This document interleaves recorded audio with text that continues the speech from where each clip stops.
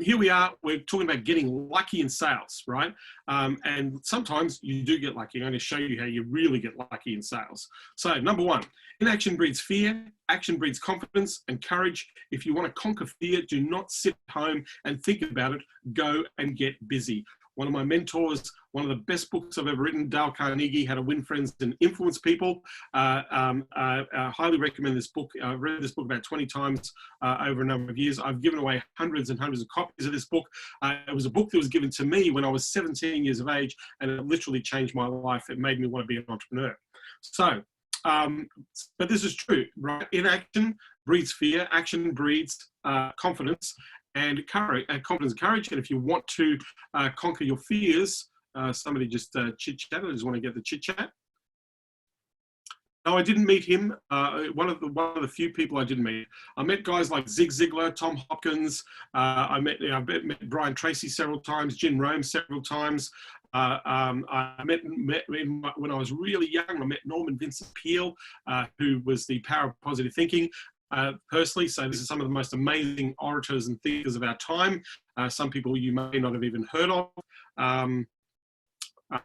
Yeah, so anyway, thanks for asking, James. So let's get back to getting lucky with sales, right?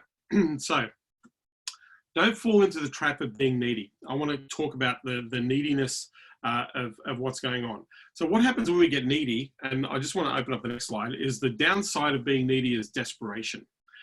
What happens, and I'm going to walk you through the spiral, right? So I'm going to walk you through the spiral of what goes on.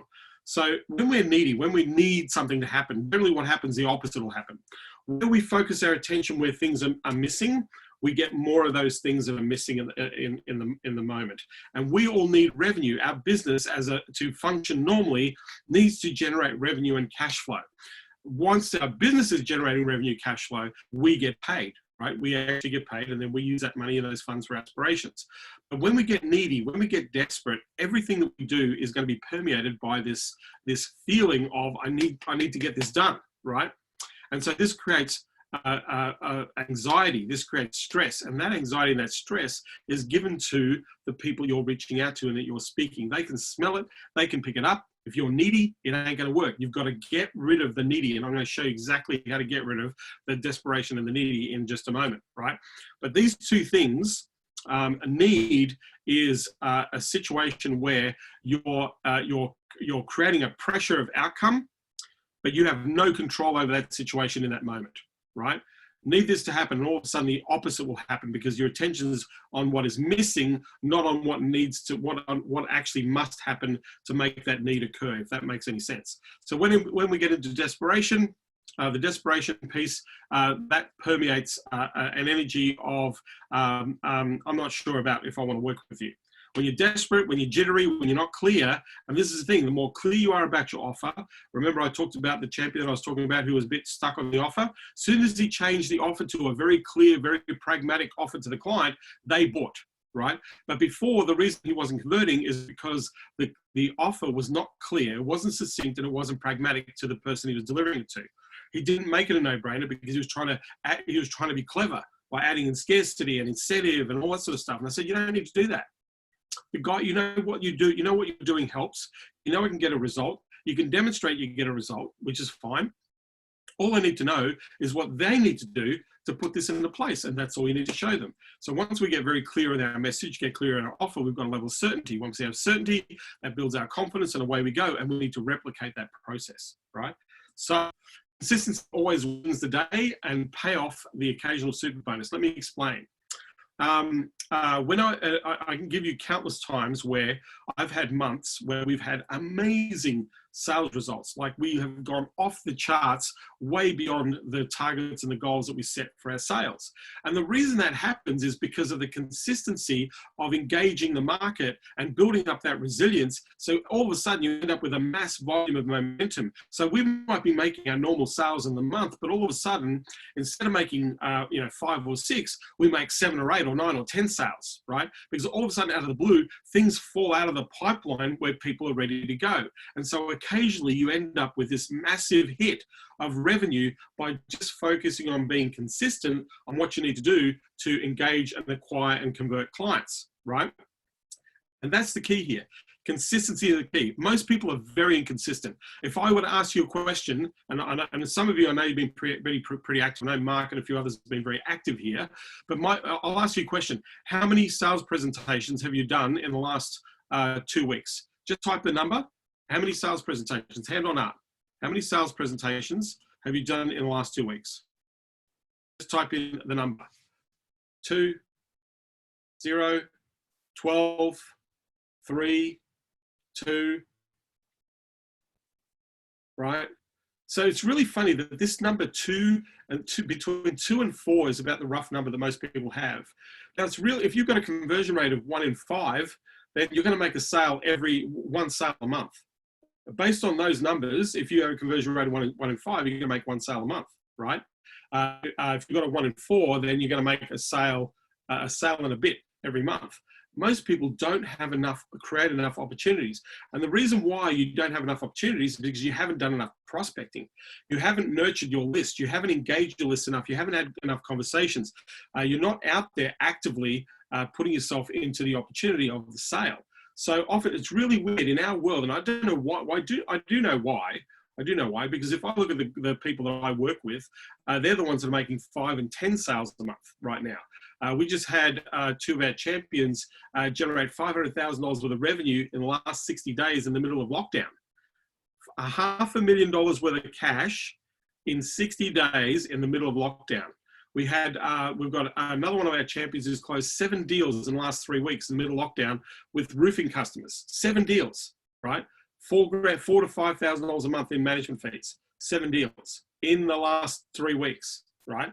And so this is the thing. If we don't create enough energy momentum at the front end, it's going to be very hard to generate the sales at the back end. And this is why consistency, we don't have the consistency. We need to build that muscle into our framework, because this is where the impact is going to make. Thank you very much for sharing those numbers. So next slide. 30 days turns into 90 days of sales opportunities. Let me explain this concept to you. So, and this is old school. So Tom Hopkins, one of my mentors, who I have the fortunate of spending many moments with personally, we used to talk about this in conversations. This whole 30-day turns into 90 days worth of sales opportunities. And if guys like Joe Girard, Vito Piranelli, Zig Ziglar, Brian Tracy, they all understand this concept of 30 to 90, right? So what you do in this 30 days is going to have an impact on the sales that occur in 90 days time. So for example, if in February, if you didn't do a lot of prospecting or didn't do a lot of nurturing or generating leads, what's going to happen in April is when you're going to have a down month in sales. Because you didn't do enough effort and energy up here, you're going to have an impact of what happens down the track. And so oftentimes you'll have like 1, 2 steady months, and all of a sudden you'll have a down month. Then you'll go 1, 2 steady months, and you'll have a down month. And so every 2 to 3 months, your revenue just drops, right? And the reason why is because you need to be consistently prospecting all the time. You need to be engaging, you need to be following up, you need to be making offers, you need to structure that as a consistent outreach. So for example, if I look at Anthony, another guy that I work with in Champions, his goal is to reach 40 people per day. Now, what I mean by reach, he wants to have at least 3 to 4 conversations a day with a human being. That's his goal. He must have 3 to 4 conversations with a human being every single day, right? Which means that he reaches out to 40 people and he follows up 40 people. So he'll reach out to 40 people a day and then he'll follow up 40 people a day. And his goal, again, from that whole concept is I need to speak to just 3 to 4 people a day. Now, Anthony makes 1 sale every day. In this period, right now, he's closing 1 deal a day. And the reason he's closing 1 deal a day is because he's constantly in follow-up mode. He's constantly in acquisition and follow-up mode. And so what happens is there are times where Anthony has made 15, 16, 20 sales in a month, right? I'm talking Facebook ads in the osteopath market. Facebook ads for osteopaths, closing 20 practices in 1 month, right? So what does he do every day? 40 opportunities, 40 follow-ups, 3 to 4 conversations a day. That's his goal. He says, if I leave my day without having those conversations, I've got to keep going until I have the conversations. Now, this dude's the one that's making the money, right? because he's consistently out there with his offers, consistently improving his conversations, consistently asking people if they want to have a go, right? And so he's offering to offer a deal. Remember, he's speaking to 3 to 4 people a day, right? Actual conversations. And his average close rate is 1 sale per day. 1 sale per day. In a working month, that's 20 sales, right? Right now, I think he's closed 12 so far this month. 12. We've still got a week to go, so he might make. I think he'll probably make about 16 or 17 sales, depending on what he's doing. This is in lockdown, people. So what you do in 30 days is going to have an impact in your 90 days. One of the things that we do in Champions, we do these things called sales sprints. So in a sales sprint, what we do is we're sitting there going, great. Here's our chart. Here's our activity. In fact, I shared one of our charts in a few videos ago, one of the sales sprint charts, to show you exactly what we did over a 30-day period. Now, here's the cool thing. We might have generated $300,000 worth of opportunities and sales in that 30-day period, but we kept on making sales. That effort in that 30 days yielded nearly $800,000 worth of revenue over a 90-day period, right? That effort yielded over $800,000 in revenue in a 90-day period, because we kept following and engaging those people out of that sprint. The momentum that sprint built, the amount of access, work through that built, created sales opportunities all the way through, right, in that market. So sales sprints are one way to make sure that your 90-day cycles are always busy. If you did a sales sprint every month, or if you did a sales sprint every other month, every cycle will be full. You'll have so many leads, so many people to follow up, so many people to close, that more than you can poke a stick at in this process. So when it doesn't work, this is what goes on, and this is what happens to a lot of people. Love to get some feedback on this one, right? So we stop prospecting. We don't do enough prospecting, we stop prospecting. Our pipeline drives up. We stop closing deals, right? Our confidence takes a hit. Now our confidence takes a hit. We lose motivation, right? The energy is sapped, so we don't feel like prospecting, right? Then we get caught up in bright and shiny object syndrome, looking for the quick fix. So because we haven't been doing the thing that we know that we should be doing, generating leads, we get into a spiral where we think, okay, right now, what's something really quick? So I'm going to go and watch this video or that video or this video, and that's going to give me an idea that's just going to make money for me today. Boom, boom, boom, right? I'm going to watch a John Logar video and it's going to close some sales for me today by watching the video. That doesn't happen. What happens is we get distracted from the very thing that we know that we should be doing, but not doing, right? This is a spiral, and then what happens is we get into the desperation that creeps in and the need creeps in. So we think about what goes on. We stop prospecting, our pipeline dries up, we stop closing deals, our confidence takes a hit, we lose motivation, the energy saps, so we don't really feel like going out there and marketing because we feel like we're losing. We get caught up in bright and shiny object syndrome, looking for a quick fix, and then desperation creeps in, and then we are screwed in the marketplace. We are screwed in the marketplace. Who has experienced this? Who's experienced this? Yeah? Been there. Michael says, been there, done that. Yeah?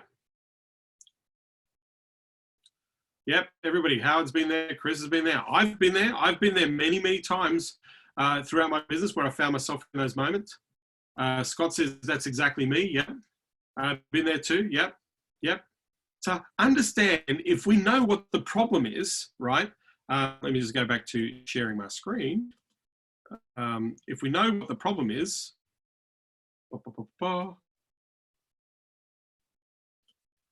right? So let's just get back into the spiral. Pipeline dries up, stop closing deals, confidence takes the hit, lose motivation, energy saps, you get caught up in bright and shiny object syndrome, and then we get desperate in that moment, right? We get desperate in this moment. James says it sucks. When things are good, it's really funny. When things are good, then I stop prospecting. But when things are good, you should be doubling down on your prospecting, because it's just going to double down on making it heaps better in the marketplace, right? So here's the thing. The first rule of Sales Club, first rule of Fight Club, right? We don't talk about slumps and we stop digging a hole for ourselves. We've got to, in that moment, what we're doing is we're creating a story in ourselves that is only representative of that moment. It's not a reflection of the rest of your life. It's not a reflection of what's going to happen for you. The first thing we've got to do is we've got to get back to understanding why we're doing this and what is important and what is the reason why we're building a business. Well, that's the first place we need to get to, right? We've got to get back to the basics and say, why are we doing this? Why is this important? And another thing we also understand is we've got to eliminate the movies that we're making right now of, you know, oh, we're failing, or oh, blah, blah, blah. This moment in time is not a reflection of the rest of your time. This blip that we're going through, and I'm calling it a blip, it's a disastrous blip. This blip that we are going through right now with the health crisis and the financial crisis that's coming out of this blip is a blip for this time. It may take us 6 months, 12 months, 2 years, 3 years to get ourselves back to some level of normal, right? It may take us that long, but we will be okay. We will get there. We will get through. Things are going to change. You're going to change. Lots of things are going on in this period, right? But understand that this time or this moment is not a reflection of your entire life. And the movies that you're making up right now of what may or may not be happening are not happening right now. These are not relevant and they are not real to you in this moment, right? What you're feeling is the anxiety and the expression of anxiety, but ultimately, at the end of the day, that's just this moment. That's where our thought process is, right? So Winston Logan, well said. It is self-hypnosis to a negative false reality. Yes, absolutely. Absolutely, right? So we're allowing the now to reflect as if it was the forever. And so this is the thing. The first rule is we don't think about the slump. We don't think about digging us into a hole because we can't do anything about what's out there, right? What we need to do is forget about what might happen, right? Because what might happen hasn't happened and will not happen, right? Because that's a story that does not steep itself in any form of reality. We're going to focus on what we can control. We need to get back to what we can do and what we can control, and that's where we need to be focused. We need to be focused in the process, not the outcome. We need to be focused on the process, not the outcome. If we're focused on the outcome, then we're not going to get there, right? We're going to always be chasing our tail to get there because all of that hasn't happened. It's out there. It's a wish, and wishes aren't real. They're not, there's no real. I make a joke, like people say, there's so much potential in this market, or there's so much potential in this person, or there's so much potential. I hear people say, they got potential, right? Potential is bullshit. Go to a Starbucks coffee shop or go to your favorite coffee lounge, wherever you are, and ask them, can I have a cup of potential, please? Give me a cup of potential. I'd like to order that. Thank you. Can you serve up a cup of potential? What are they going to do? They're going to serve nothing because a cup of potential doesn't exist. Nobody lives up to their potential, right? Potential is just a bullshit word to create a scenario of a possibility that isn't real right now, right? Everybody's got potential. Everybody's got the ability to become a billionaire. Everybody does, right? Will they? Highly unlikely. Highly unlikely. Remember, 85% of businesses fail in the first 3 years. 85% of businesses fail in the first 3 years of business. If you can make it to 5 years, 95% will fail within 5 years, right? Only 3% of businesses ever make it to $1 million. Only 1% of that 3% ever makes it to $5 million, right? So statistically, your odds on potential are pretty irrelevant. So only focus on what you can control, not on what you can't control. Really, really important, right? Now, you need to prospect consistently and you'll get lucky, right? What I mean by that is you start taking action. Look at Mark here. He's been on these calls every day, taking action, trying different things. He's the dude with 12 appointments, right?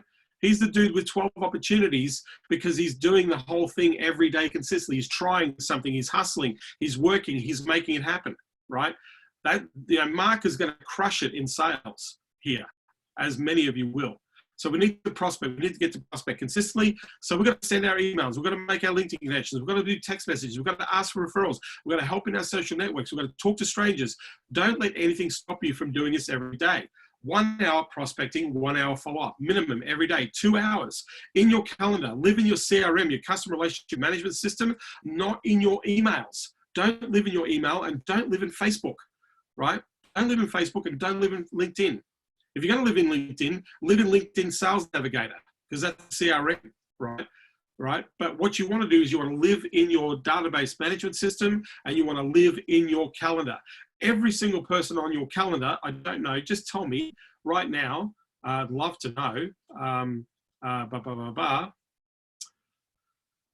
Mark says, yeah, it's just a matter of time. I did another roundtable today. I've got 4 more appointments. Congratulations, right? But here's the thing, guys, right? I want to ask this question, and I'd like you to type 1 if you do this. How many people have blocked out in their calendar prospecting time. If you have, just put 1. If you haven't, put 0. Put 0. If you haven't blocked out in your calendar right now, if there's not an hour totally dedicated, blocked out, right? One. Howard's got an hour dedicated. Mark's got an hour dedicated. Chris has got an hour dedicated in his calendar. Awesome, right? For the rest of you, open up your calendar right now. Block some time. Brian's got in his calendar. For the rest of you, if you haven't got an allocation of time, an appointment with yourself to be prospecting every day, and at the end of that appointment, you want to put in some notes about your activity or what the result was of your activity, right?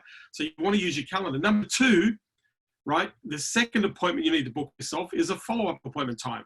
Set a time in the day where you're going to do your follow-ups. Block a time in your calendar. If you haven't got it right now, block that time and make that time every single day. Same time, same back channel, every day.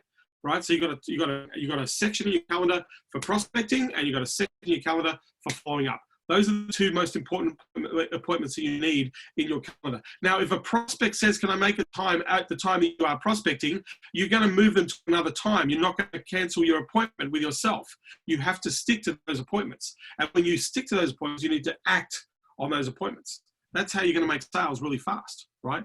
2 appointments. There's a 3rd appointment that I want you to put in the calendar. That 3rd appointment is where are you helping? Where are you helping? Spend 1 hour a day trying to help people, right?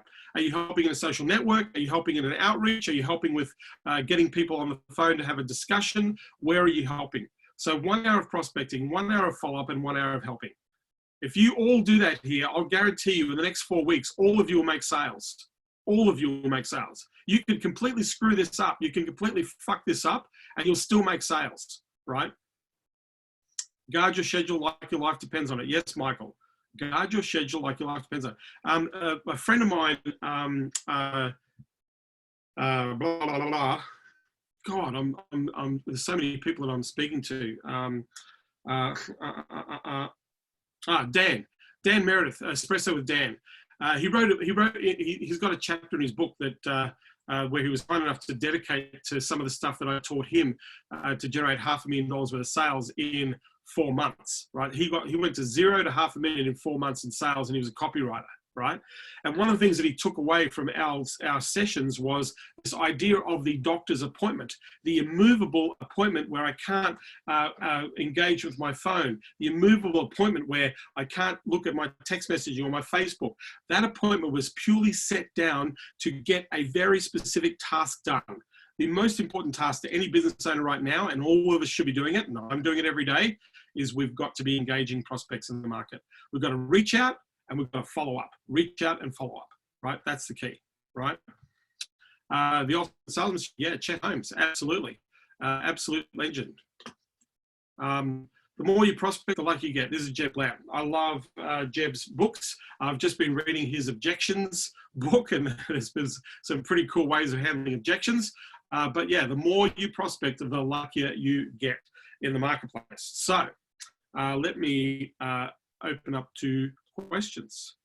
Let me open up to questions. So, any questions that I can answer? Biggest takeaway that you've had out of the presentation I've just shared with you. Look at your notes. Type in the chat here. What's the biggest takeaway? Just so other people know that you're getting takeaways from this. Biggest takeaway.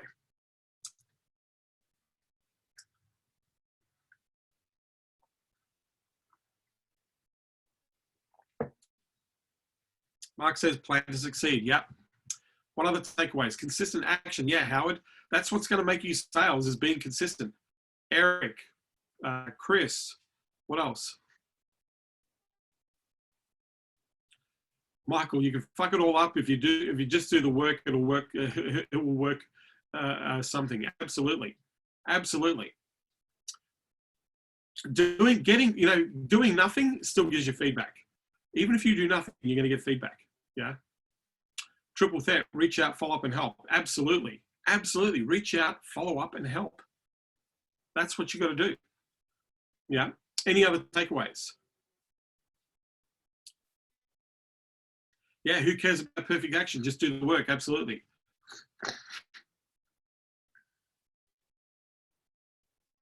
James, just go to James. So I'll give it to you here.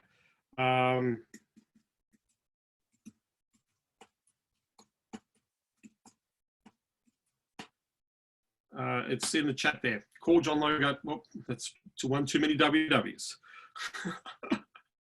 I'll just retype that in.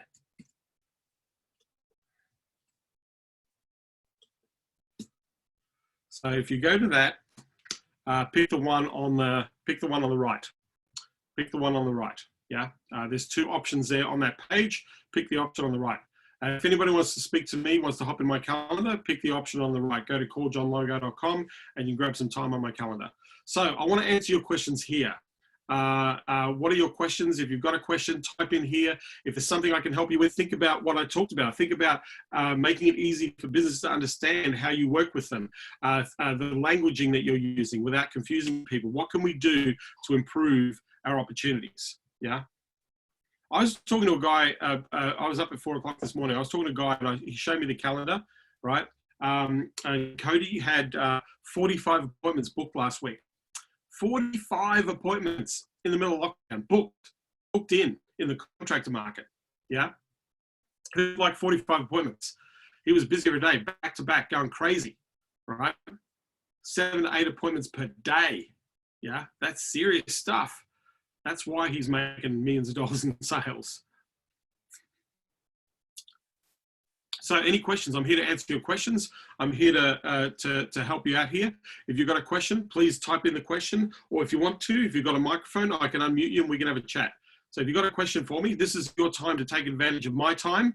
Like I say, I'm showing up here every day for you to try and help as many people as possible to realize their opportunities in business. And there's never been a time that is better for all of us here. So I'm asking you, or I'm begging you, if you want my help here and now, ask me a question and I'll help you out.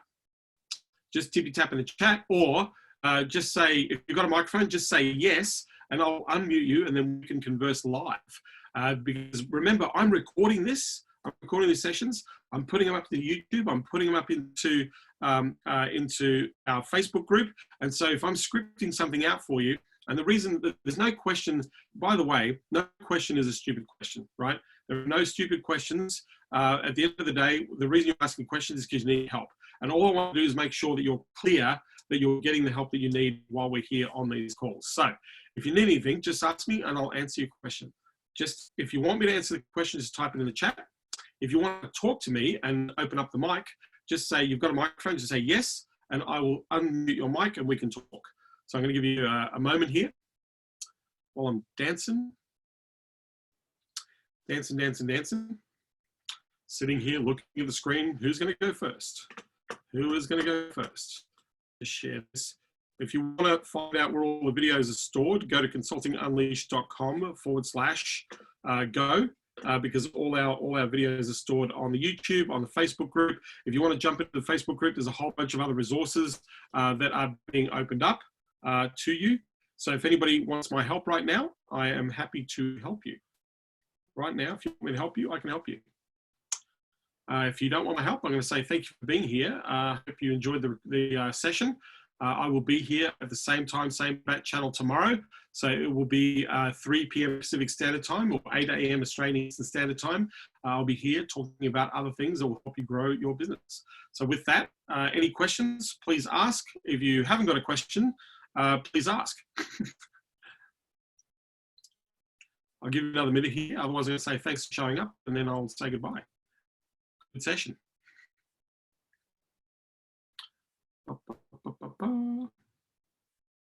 All right, James, let's do it. Might as well take advantage of the time. So let me just get you out here, James. All right, James, how you doing? Hey, John. So I missed most of what you did today because I kept getting knocked off. Yeah. But I caught a glimpse of it. So I just wanted to talk about the psychology of what you were explaining about, you know, the negative thoughts and being at a low and what you can do about that. In the past, when you think about yourself, how did you overcome that? I thought about all the times that I succeeded. The first thing I did, I sat there and said, okay, right now I might be feeling like a loser, or I might be feeling like I'm not making things happen. I'd like to make them happen. So immediately I go to, well, hang on a second. my track record and my history shows that that's not the truth. You know, I'm not a loser. I'm not a failure. I'm not screwing up here. I'm not an imposter. I've actually done some pretty cool stuff. So I start to go back to what happened when I was making it happen, and then just go back and doing that. For me, you know, I'll start to do things like, you know, I'll go and read books. You know, I'll go and read guys like these guys, and just spend half an hour reading, get into a routine and get into a cadence, so that I'm being proactive, right? So the key is that right now, if I wasn't prospecting, what have I got to do? I've got to prospect. So what I'll do, I've got to send some emails out, I've got to do some chat, I've got to do all those things that we know how to do, right? And get things moving, right? Momentum creates momentum. So to get yourself out of the slump, little things, little tiny things. There's a great philosophy, Japanese philosophy called Kaizen, right? So what Kaizen is small incremental changes have a profound, lifelong, big impact, right? So here's, if I was, say I wanted to start exercising, I want to say, hey, I want to get into the gym and start exercising, want to get fit and healthy, and start energizing my body, right? So if I was using Kaizen as a methodology to do that, what I would do is I would say, great, so I've got to get up an hour earlier. So I'll set my alarm clock for 4 o'clock or 5 o'clock in the morning, as opposed to 7 o'clock in the morning, and I'll get up. And so what happens is the first day, the alarm goes off and I wake up, and then I go back to bed, right? The second day, I'll go, great, the alarm will go off, and I will lay out the night before, I will lay out my exercise gear. And so the alarm goes off, I'm going to hop into my exercise gear, right? And then once I've done that, then I'll go to bed, right? So second day, alarm goes off, hop in my exercise gear, take my exercise gear off, go back to bed, right? So then the next day will be, okay, so I'm going to wake up, hop in my exercise gear, grab a glass of water, walk out the door, and then come back, right? So every day, little bit by little bit, before you know it, all of a sudden, you're creating the habit or the habitual ritual of getting out there and exercising, right? So little bit by little bit. So now let's take Kaizen in the form of prospecting for sales, right? Kaizen for prospecting for sales. So what do I do? Right now, I'm not engaging anybody. So where can I engage? Well, I'm going to switch on Sales Navigator, right? So when I get into my office tomorrow morning, I'm going to turn on Sales Navigator and I'm going to do one search. And then from that search, once I've done the search, I'm going to stop doing the search. I'm just going to go back to doing whatever else I do, wasting my time, right? And then once I've done the search, right? So next day I come back, I'm going to do a search, and then I'm going to craft a message. I'm not going to send the message, I'm just going to craft it. And so I'm going to do that. The third day, I'm going to craft the message, do the search, and I'm going to invite 10 people, right? And then next day, I'm going to invite another 10 people. And then I'm going to start to follow up the first 10 people. And so each day, every day, little bit by little bit, all of a sudden you're building this massive muscle where all of a sudden, holy crap, I'm managing a database of, 3,000 people that I've reached out to. And of those 3,000 conversations, that's drilling down into 30 people that are wanting to actively engage me. Of those 30 people, at least 10 of those people want to take to a conversation. And before you know it, I'm doing 5 deals, right? So Kaizen is little incremental routine things, and the little steps have a greater profound impact in the long term. Like the 30-90 rule, right? What I do in this 30 days is going to have an impact on my sales in 90 days. If I do lots of prospecting here, I'm going to make lots of sales here. If I don't do enough prospecting here, I'm going to not make sales out here. So little incremental things that are focused on, I have this thing somewhere in YouTube, and I can't remember where it is, I need to find it. But I did this video, and it was like the things that you must do that are proactive, and I would rank them. Things that were actively going to put money in your bank account. So number 1 priority in a business, number 1 activity is anything that puts direct cash in your bank account. That's number 1, right? And number 2, a secondary activity that supports the first activity. And number 3, a third level activity that supports the other 2 activities. Now, the number 1 place you want to go to is the primary activity number 1, always. So where can I invoice somebody? Where can I follow up a sale to close a deal? Where can I make a sale to close a deal? That's the primary objective right there, right? Secondary objective, start a conversation. Have a conversation, start a conversation. That's objective number 2. Objective number 3, or level number 3, is craft a campaign, send the information out there, build the automation funnel, put some content out there, create a video. So that's a 3rd degree level of engagement of activity. So in my head every day, and I still do this today, James, I still do this today. Every day I go, where can I close a deal today? And by the way, this morning at 4 a.m. my time, between 4 and 5 o'clock, I closed the deal today already. Cash in bank, right? 4 a.m. my time, it was midday their time, it was 4 a.m. my time, closed the deal, right? My Saturday, their Friday, right? Now, tomorrow, guess what I'm going to do? It's going to be my Sunday, and because I'm actively doing some stuff, I think I've got it in my mind that I think I can close 2 deals tomorrow on a Sunday. Now, I don't have to physically close those deals, but I'm going to make the offer to close the deals electronically, right? So every day I'm closing the deals, right? Every day I want to be closing deals, every day, right? I used to have this vernacular, this joke. I used to actually, my first website in the coaching space was called Make Every Day a Payday, right? MakeEverydayPayday.com. And the reason why was a friend of mine, Alex, said, listen, in business, you want to make every day a payday. And I thought, that's cool. I'm going to make every day a payday. And when I started focusing on that, and I started to build strategies and tactics around those sorts of things, guess what started to happen, James? You made sales. Yeah, I made every day a payday. Yeah. Every day there was money coming into my bank account, every single day, right? And I didn't have to do anything to get that. I was asleep when that was happening, right? So understand those little steps, those little incremental things that you do, the primary, secondary, and third level activities. The first activity you always want to go to, who can I invoice? Who can I ask for money? Who can I close a deal on right now, right? I need to make a sale. That's a primary activity, right?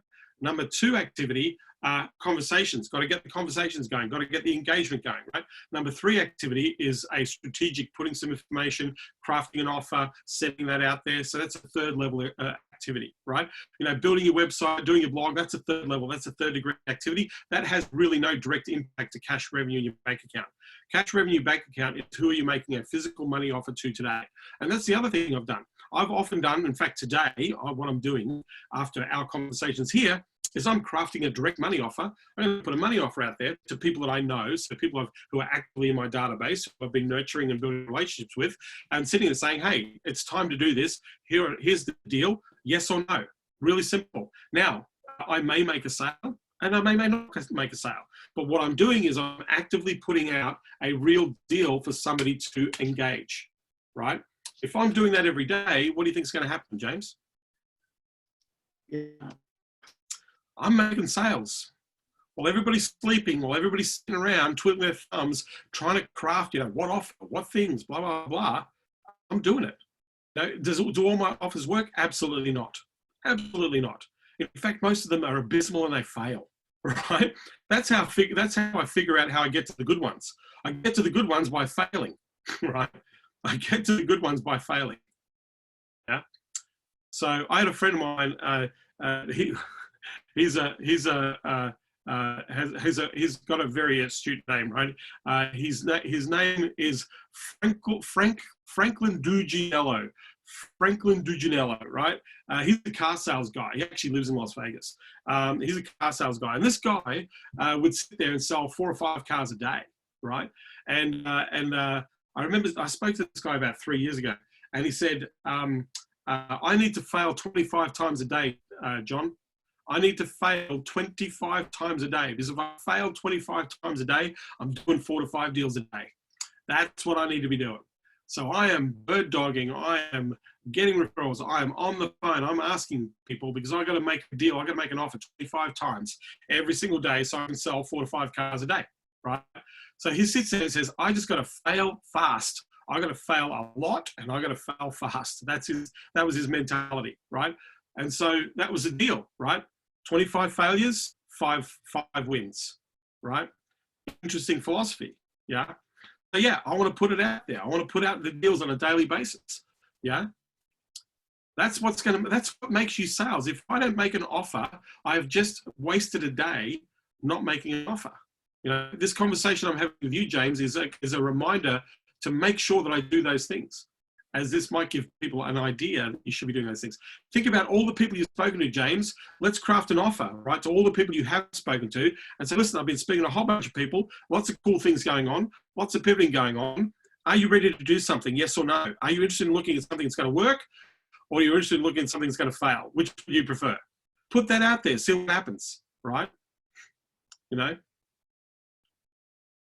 I'm looking for, so here's an offer that anybody can do. I am looking for one business, right, / whatever business is, right, that actively wants to make sure that you're generating between 30 and 50 business sales opportunities every single month, to actively engage and make sure that you're building a database of only customers that are interested in your service, and to actively engage the opportunity to craft an offer which enables people to choose to buy your services.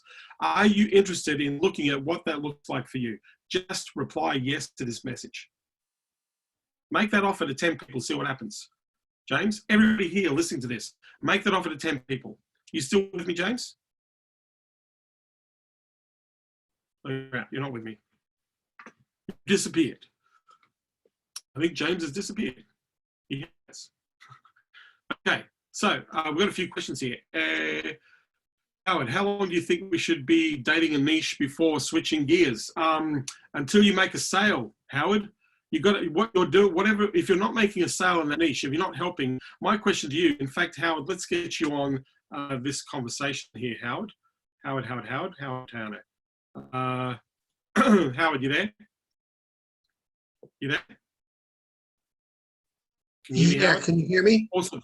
Yeah, I can. So I'm going to answer this question in a couple of different ways, right? Because if a niche isn't yielding for you, right, that means that your offer isn't right. If you're not getting the responses, or if you're not getting the engagement, or you're getting a lot of kickback, it means that you're asking the wrong question, or you're making an irrelevant offer that isn't at their head right now, right? So the offer might be off, or it might be a timing thing, or it could be the fact that you're missing the mark of where their head's at, who you're talking to, who you're targeting with the message, right? So yeah. My thing is, before I give up on a niche, I need to have spoken, physically had a conversation with at least 20 people in the market. If I can't close a deal out of 20 people, then I know this niche is not going to work. My question to you, Howard, is are other people closing sales in this niche? That's the question. Yeah. Are other people who are selling to this niche and closing deals?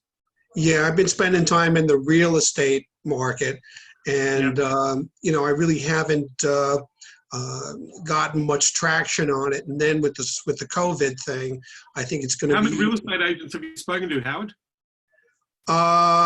Couple of dozen. In the last 30 days?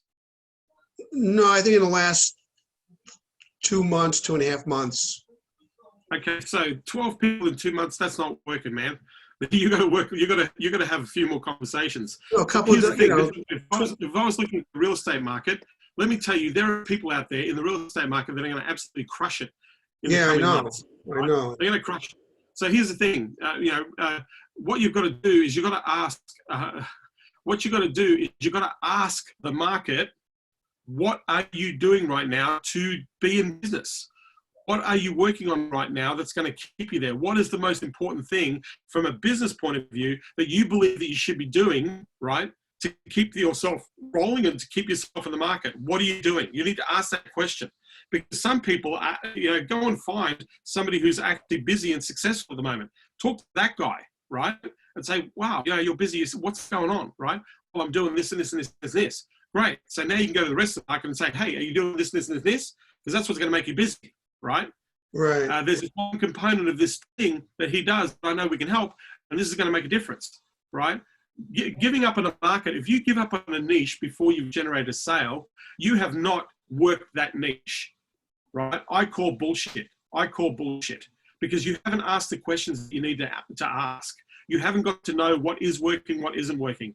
Because if there are people selling in that market, selling what you do, and they're converting deals, and their message is working and your message needs to be adjusted. Yeah. So yeah. I'm not blaming the niche. It's not blaming the niche. The offer. Sorry? Yeah, I'm not blaming the niche. I know people are doing deals in this. You know, yeah. but you're right. It's so then you got to think, the thing you got to do, Howard, is change it up. What I'd be doing, I'd be going back and following up my message and say, listen, this is what I'm putting out there, and it's not working. Why do you think that's not working? Tell me why. And they'll go, well, because of this, this, and this, and this, and this. Well, great. So if I craft the message in this way, would that be more relevant? Yeah, give that a try. You know, like one of the first things that we do, Howard, if we're actually getting engaged from a strategy point of view of a client, is we sit down and we take them through about 100 questions, and those 100 questions are in two categories. The first question is you, what you offer, how you offer, what your message is, what your angle is, right? How you are serving, why are you important? And the second half of that is all about the customer. Why are they buying? What is the reasoning? What are the things that help that customer make a decision? What's the sales cycle? How much do they spend? What's the, what is their intention when they do this? What are they looking for? Why do they buy you instead of going to a competitor? We ask all those questions. Now, once we get all information, now we can craft a message in alignment with the market, yes?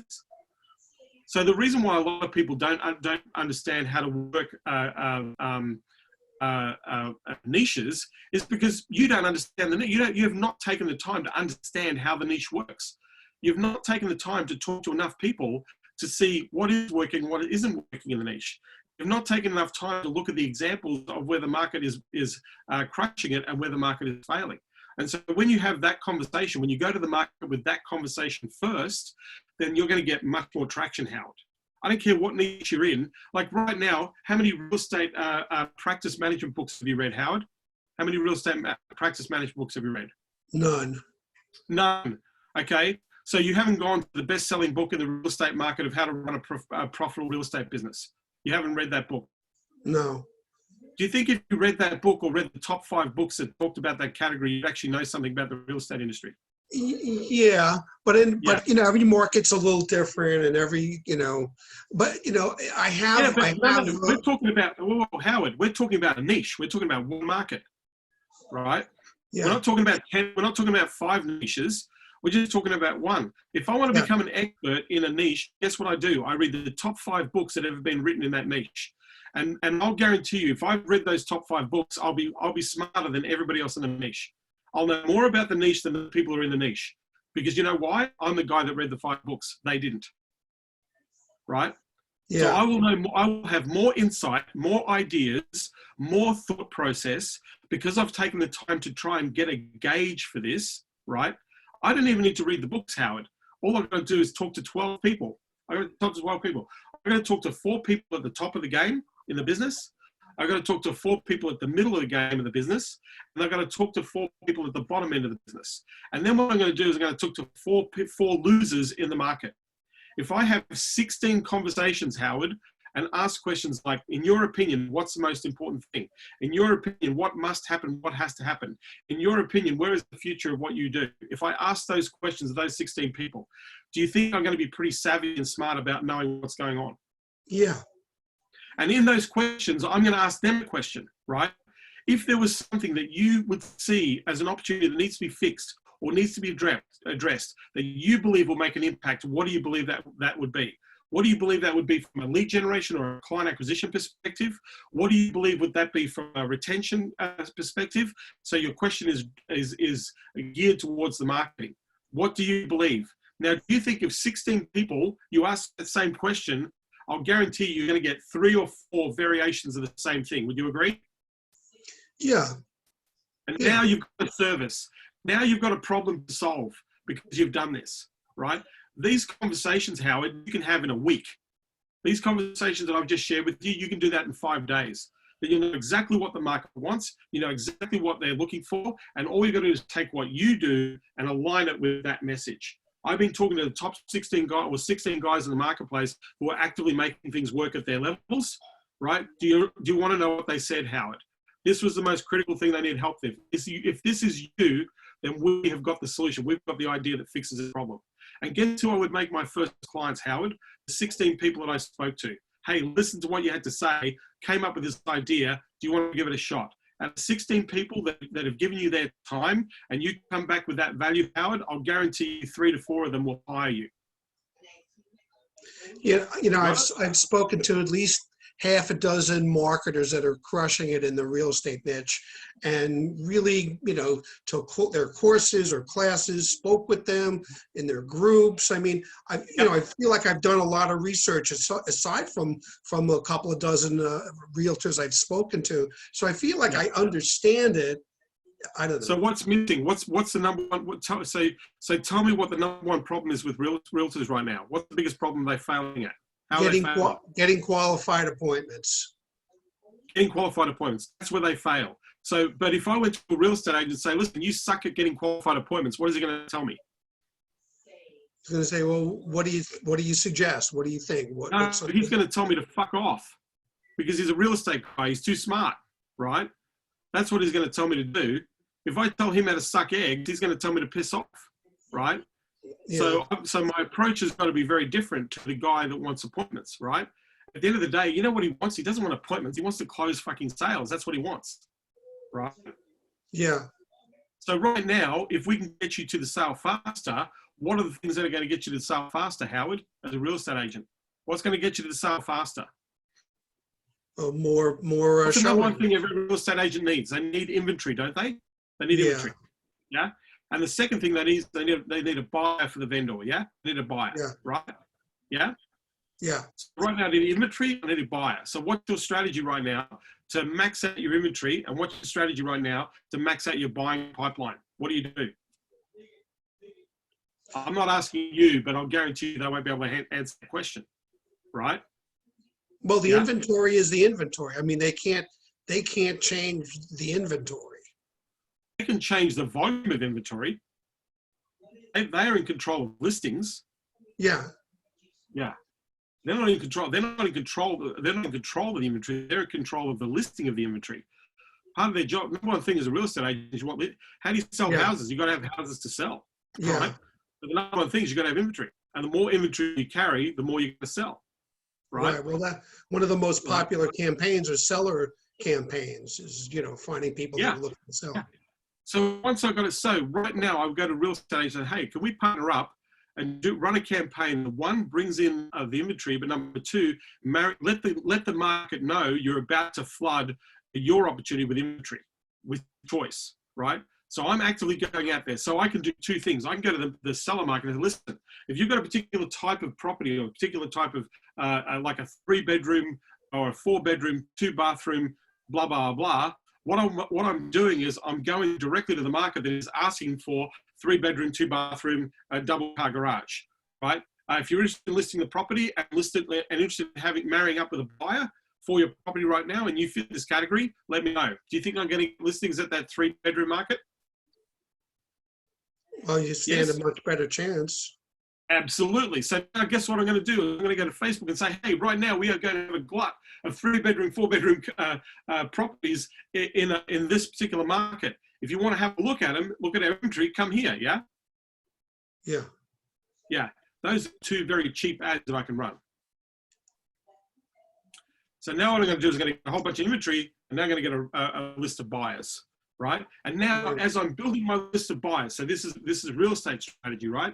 As I'm building my list of buyers, not every buyer is ready to buy now. Not every buyer has the money right now. Not every buyer is going to buy my inventory, right? But I know this group of buyers is interested in this inventory.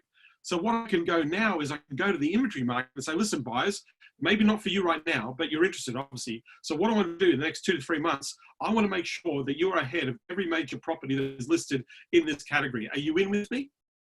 What's going to happen? Yeah, they'll agree. Yeah, they'll go, okay, great, right? So great. So now I'm going to go to the market. I go to the market and say, hey, I've got 700 people that told me that they're interested in your style of property. I've got them right here, right? We've tested them, we've marketed, we've filled it. All we've got to do is show them your property. If you want to sell and you want, let us show the property, right? Because I've got a list of buyers. Do you think that real estate agent is going to sell the sale faster? Yeah, I mean, real estate in particular is faced with a bit of a conundrum with the virus thing. People don't want to go looking through other people's houses, etc. And Let me give you a virtual tour. How many people buy houses sight unseen? Yeah, that's the solution. I mean, I don't know how Yeah. or whether they're selling them based on with a virtual tour without actually seeing the house, Mhm. but those are conversations. It's still too early to know those stats. Yeah. But Yeah. okay, I mean, So I here's get the what you're thing. saying. Here's the thing, Howard. Getting back to your point, sell what they want to sell. What they want to buy. Sell what they want to buy, or find something that they want to buy right now and sell that. Be relevant, right? That's the thing. If you don't like the real estate market, then yes, pivot to another niche that is a hot market. But you're going to have to go through the same shit to learn that market. So the first Yeah. place I go to if I'm looking at a niche, Howard, I go and check out who the competitors are in the niche first. I'll go to all the marketers who sell to the niche, not the guys who sell courses in the niche, the guys who are actually selling marketing to the niche, right? The guys Yeah. who are collecting dollars for ads and lead generation. They're the guys I look to. So first, who is it? What are they selling? I want to get a list of as many people who sell to that market. I would even go to the association and see and ask the association, who do you recommend to market for marketing for these types of businesses, right? And they'll go, well, we go to these guys and these guys, right? Or call the guy and say, hey, I'm just interested. Who do you use for your marketing? I can see that you're running ads and promotion. Oh, we use ABC Agency. Thanks a lot for that. Boom, go and check out ABC Agency. So the first thing I do is I want to know who's selling. I want to know what they're selling. I want to know how much they're charging. Those are the three things I need to know. Then I need to go and find out what the history of the business is. So I go to a thing called ibisworld.com, ibisworld.com, ibisworld.com, right? Yeah. Go there and I type in the industry and it will tell me I'm looking for an industry that has a 3% or 2.5 to 2.5% plus growth rate. 2.5% plus growth rate. IBIS will tell you the industry. It'll show you. It'll tell you how many businesses are in the industry. It'll show you how the industry is employing. It'll talk about the generic issues with the industry over the last 5 years. It's going to tell you roughly where the industry is heading in the next 5 years. That might have changed in the last 3 months, but it's going to give you an idea. Then I go to Amazon, the most hidden website on the planet, right, other than Google, and I go to Amazon and I go best-selling books about this industry.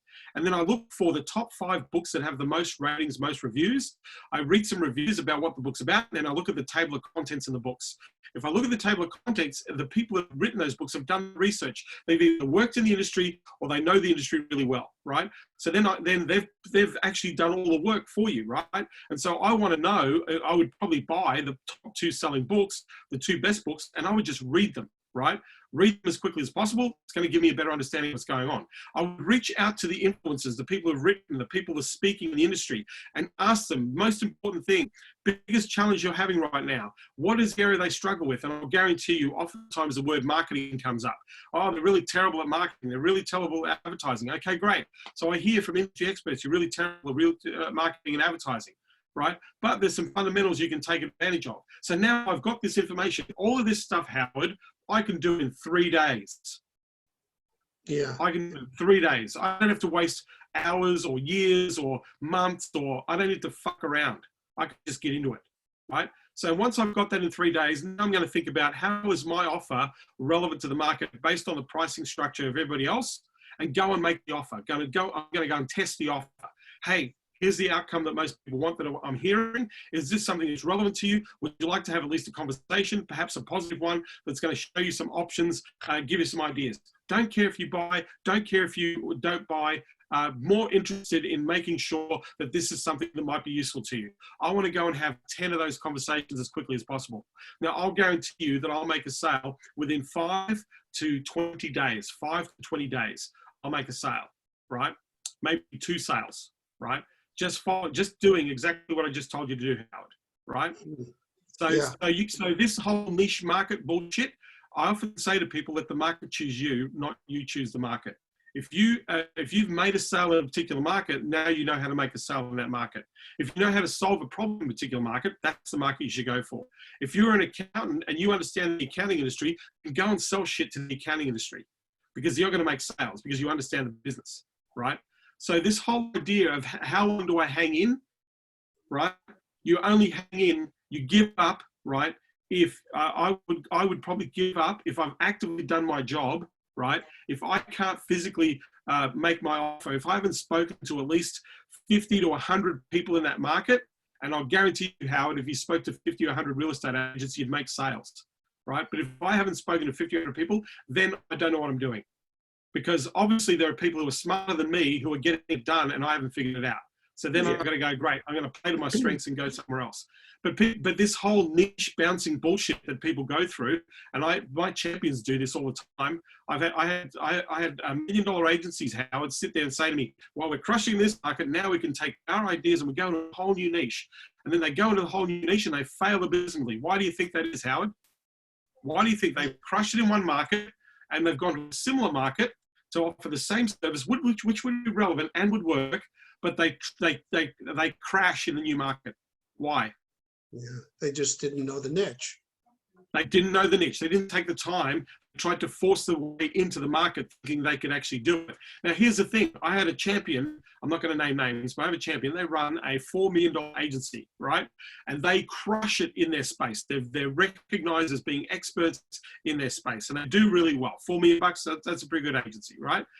Working remotely, that's a great agency, right? So they're doing okay. But here's the thing. He says, hey, John, we're going to go and try this niche over here. And in my head, I'm saying, don't do it. Like I'm saying, dude, I wouldn't do it if I were you. If you like to do it, go ahead and do it, right? But I said, this is what's going to happen. You're going to spend 6 to 8 weeks, right over here, you generate 10 sales opportunities. You generate 10 sales, 10 to 12 sales every single month right over here. So you're crushing it. You're bringing 10 to 12 clients every month in your business over here. So you've got the system, you've got the structure, you've got the model. And I said, you only represent that 10 to 12 clients a month, or the clients that you have. You don't even have more than 1% of the market share. Like right now, you're a $4 million agency and you don't even own 1% of the market share that is out there, right? Now, you want to go on a whole new strategy, whole new market. We're going to go a whole new niche because it's a similar niche to the one you're in, and you want to explore the idea of selling into that niche. So guess what? They go into the niche. They set up landing pages, run them ads, do their sales process, create a pitch. They do all those things. 6 weeks later, they made one sale, right? Wasted a lot of time and energy to make one sale in 6 weeks. But over here, guess what happened to the sales over here? The 10 or 12 sales I made per month. What do you think happened, Howard? That faltered because they moved their attention. The sales started to fall down. They went from 12 sales a month to 6 sales a month. Half the revenue. And they're sitting there with a hammer going, I can't believe this is happening. What the fuck is going on? We know what we're doing, really good at what we do, right? So I said, great, don't do that niche. Drop it. You've learned your lesson. You should, I told you that this was going to happen. But I said, by all means, go for it. If you want to expand, go for it, right? And it happened to them. So now they go back to doubling down on the other niche. Guess what happens? Yeah, they're back to being successful. They're back to being up, right? So those of you, I hope I've answered the niche question for you. And those of you with the niche, and if you want to go deep in the niche, join an association, become a member, be visible to those guys, be seen by those guys in the marketplace. That way, Howard, you're going to make sales. People are going to come to you, not the other way around, right? But pissing around, saying to me, I've had 12 conversations, isn't enough, right? No, like I if you had want to, I know that if you got your act together, you could make an offer, you could go and make an offer, go and make a sale, and then you validated your sale. Because the only validation I need, Howard, is I know that they're already spending money on what I do. If they are already spending money on what they do, I'm going to align my message to how they're spending that money. Easy peasy, easiest way to make money. Yeah. Okay, yeah, that's very helpful. By the way, it was a couple of dozen, not a dozen people I spoke to. Yeah, a couple of dozen. But even right now, you still haven't made a sale. Yeah, right? yeah. Which means that you're either not offering an offer, you haven't offered an offer, or the offer that you're making isn't relevant, isn't helpful. They're not hearing it in the way that they need to hear it, right? So that means what I would do is go back to those 36 people, Howard, and say, listen, I've been making this offer, but it's been falling on dead ears.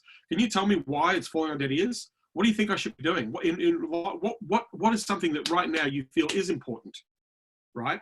And they might come with the same thing that you're talking about, but in a different way. And then if you adjust your message in that different way, then you might be getting the traction that you need to generate the client.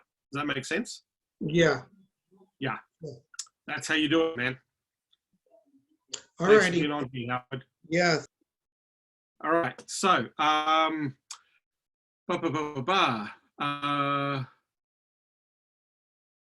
Scott says I'm in the same boat. So Scott, hopefully that what I've just shared with Howard has been helpful to you. James, knocked off. Great listening.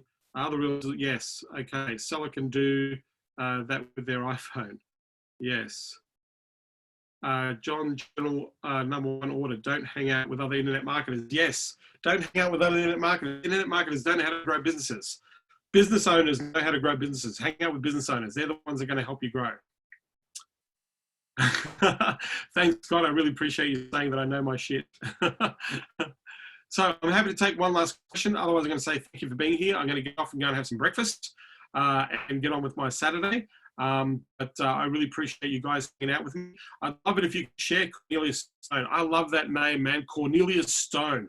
That's like a sledgehammer right there. I love that name. If you share consultingunleashed.com/go, let people know that we're here, that I'm helping every day.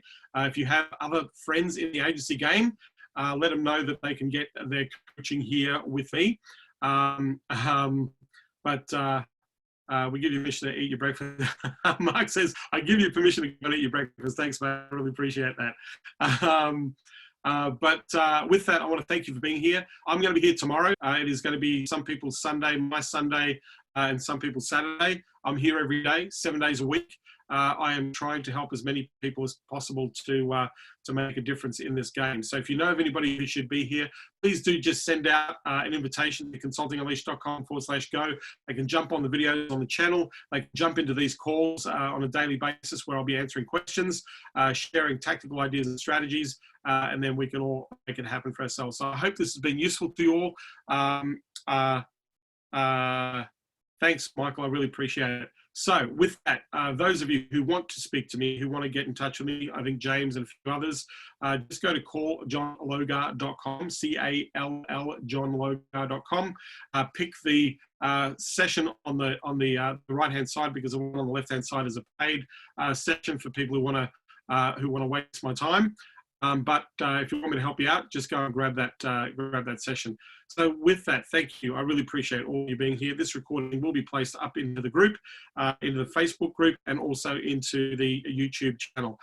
Thank you, and I will talk to you all soon. In fact, I'll be here tomorrow. Talk to you tomorrow.